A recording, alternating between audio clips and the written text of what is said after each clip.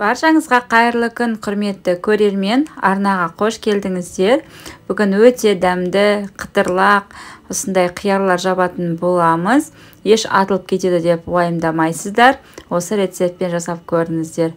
Ең алдымен қиярларымызды жақсылап тұрып жуып алатын боламыз. Қиярларыңызды үйдің қиярын алуға тырысыңыздар. Огородтың, теплицаның қиярлары жарамайды. Міне қиярымыздың осылай екі шетін алып тастап, суық суға 3-4 сағатқа қойып қоятын боламыз. Сол суық суда кішкене 3-4 сағат тұруы керек. Ол міндетті. Бір күнге қойып қойсаңыздар да болады. Міне барлық қиярымыз осылай суық суға салып қоямыз. Оған дейін біз керек заттарымызды дайындаймыз.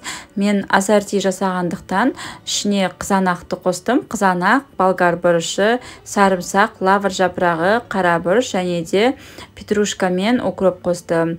Ең алдымен банкаларымызды булап алатын боламыз. Осылай мантаваркада 10 минуттың ішінде осылай булап аламыз. Және де қақпақтарында бір қайнатып алыңыздар.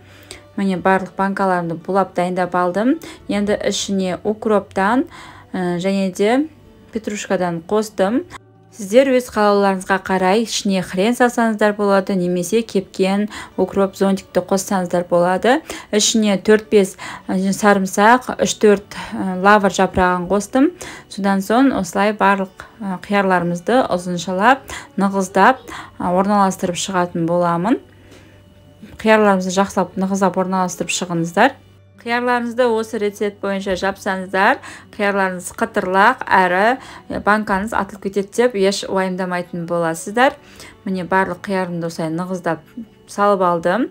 Қасына қызыл бұрышты, тәтті болгар бұрышын және де помидорды салдым. Сіздер помидордың орнына тек қана қиярды салсаңыздар болады. Мен осылай араластырып жасағанды жөн көрдім. Ең алдымен міне барлық банкаларымызды осылай толтырып шығатын боламыз. 1 литрлік банкамыздың ішіне де аскөгімізді салып, сарымсағымызды және де 3-4 лавр жапырағымызды және де қиярымызды нығыздап салып алатын боламыз. Егер сыймай жатса, бір қиярыңызды ортасын бөліп, осылай кесіп салсаңыздар да болады.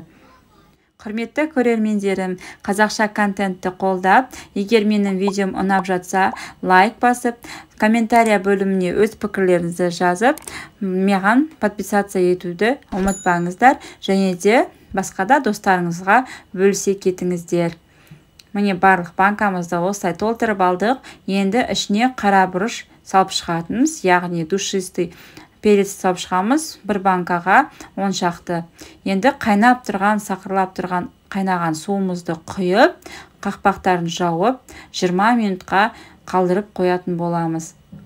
20 минуттан кейін суымызды төгіп, ішіне қантын, тұзын салып шығатын боламыз.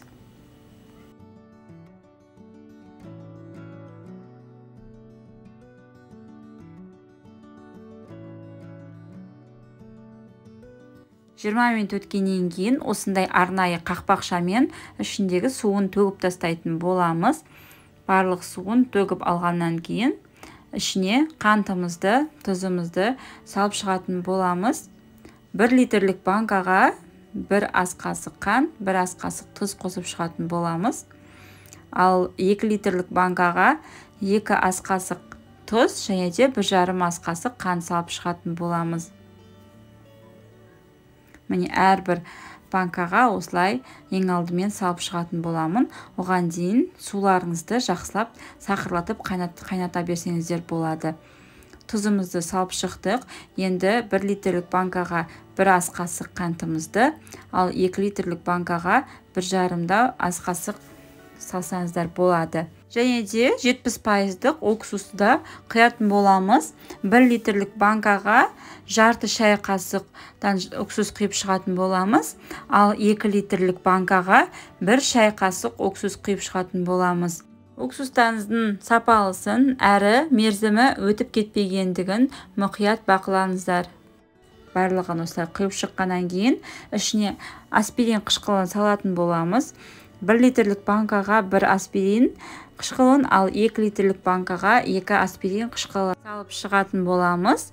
Содан кейін қайнап тұрған қайнаған суымызды құйып, банкамыздың бетін бірден банка жабатын құралмен жауып тастайтын боламыз. Менің арнамда қысқа арналған салаттардың рецептері және де қысқа арналған огонек, чертополохтардың рецептері бар. Толық видеоны менің арнама өтіп, сол жерден көре аласыздар. Міне осындай арнайы банка жабатын құралмен банкаларымызды жақсылап жауып алатын боламыз. Жауып алғаннан кейін су ағып тұрған жоқ па, жақсылап жабылды ма деп тексеретін боламыз. Барлық банкаларымызды осылай жауып шығамыз. Осы әдіспен жасап көрсеңіздер, сіздердің қиярларыңыз сондай дәмді, қытырлақ болып шығады. Қиярларымызды жақсылап жауып алғаннан кейін банкамызды әрі-бері айналдырып, ішіндегі қанты, тұзы, аспирині жақсы ерігенін жақсылап қадағалаңыздар.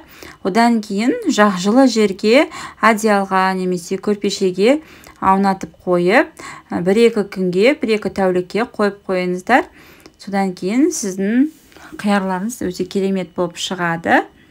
Міне біздің қиярларымыз осындай өте әдемі түсте болып, дайын болып шықты. Осы рецептпен жасап көрсеңіздер, кері байланыстарыңызды күтемін. Баршаңызға көп-көп рахмет. Сіздермен бірге болған мен Айдана.